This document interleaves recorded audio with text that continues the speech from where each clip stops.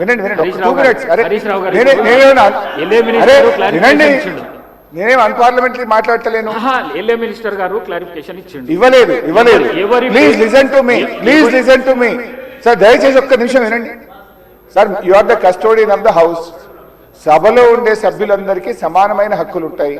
మీరే మా హక్కుల్ని కాపాడాలి, మీరు మా రెస్క్యూకు రావాలి. 2-3 విషయాలు సార్ ఇక్కడ. ఒకటి, బీఎస్సీ మినిట్స్ మీరు హౌస్లో పెట్టారు, నేను దీని మీద కూడా మాట్లాడాలనుకుంటున్నా. It was decided that the Honorable Speaker will decide the number of days for which the assembly session will be held, keeping in view of the business to be transacted. మనం బీఎస్సీలో ఏం decide చేసినాం sir? 7 రోజులు శాసనసభ నడుపుతామని, ఆ తర్వాత మళ్ళీ BSc meeting పెట్టి decide చేస్తామన్నారు. ఇక్కడ ఎక్కడ కూడా బీఎస్సీ మినిట్స్ లో 7 రోజులు సభ జరుపుతామని రాలేదు. బీఎస్సీని జరిగిన నిర్ణయం వేరు, మీరు ఇక్కడ పెట్టినటువంటి ఎజెండా వేరు. దీన్ని సరిదిద్దండి, దీని మీద ఎల్ఏ మినిస్టర్ గారు క్లారిఫై చేయాలి. నంబర్ 2 సార్, మాకు బిజినెస్ మొన్న రాత్రి 3ంటికి వచ్చింది, ఉదయం 3ంటికి పంపారు. ఈ రోజు అసెంబ్లీలో ఏం బిజినెస్ ఉందనేది పొద్దున 2 గంటలకు వచ్చింది సార్. పొద్దున 2 గంటలకు వస్తే సభ్యులు ఎప్పుడు ప్రిపేర్ అవుతారు, ఎప్పుడు రాగలుగుతారు? Is it the way of functioning the assembly?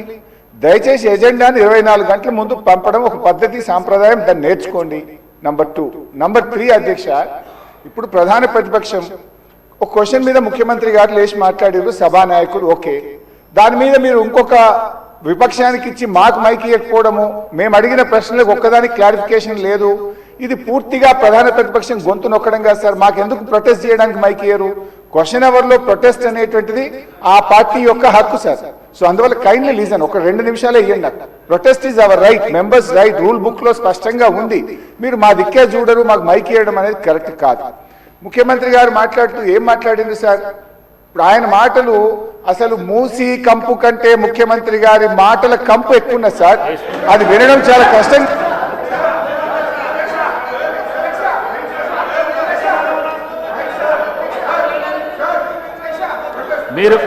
మీరు క్వశ్చన్ కు సంబంధించి మాట్లాడుతా అంటే మీకు మైక్ ఇస్తాను. మీరు ముఖ్యమంత్రిని విమర్శిస్తా అంటే నేను మైక్